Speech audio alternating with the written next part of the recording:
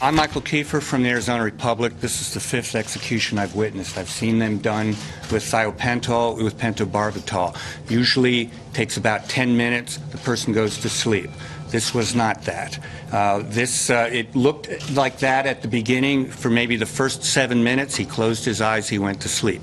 Then he started gasping, and he did. He gasped for more than an hour and a half, and when the doctor would come in to check his consciousness, he would turn the mic on. You could hear a deep, snoring, sucking air sound, and this went on for more than an hour and a half.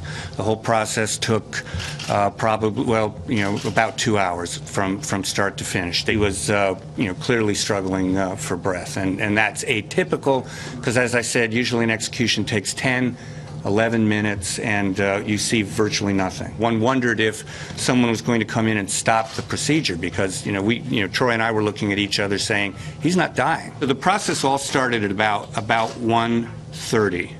And by 1:40, they had the first line in. By 1:50, he was saying the curtain opened. He said his last words. Then by 1:53, the procedure started. By 1:57, he was unconscious, and then at about 2:05 or 2:03, he started gasping, and that continued.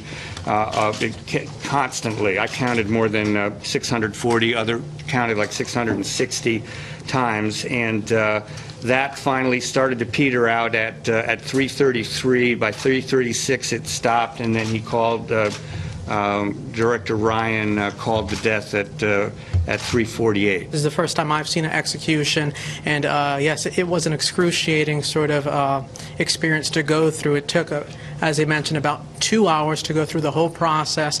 I counted about 660 times. He sort of gasped, kind of looked like as if he was trying to breathe or catch air in his lungs. It was very disturbing to watch. Joe Wood is dead, but it took him 2 hours to die. And to watch a man lay there for an hour and 40 minutes gulping air, I can liken it to if you catch a fish and throw it on the shore, the way the fish opens and closes its mouth. So the two drugs worked. He eventually died, but I can't imagine this is what the criminal justice system had hoped for when they came up with this new drug protocol. And it was tough for everybody in that room. And at a certain point, you wondered if he was ever going to die. I mean,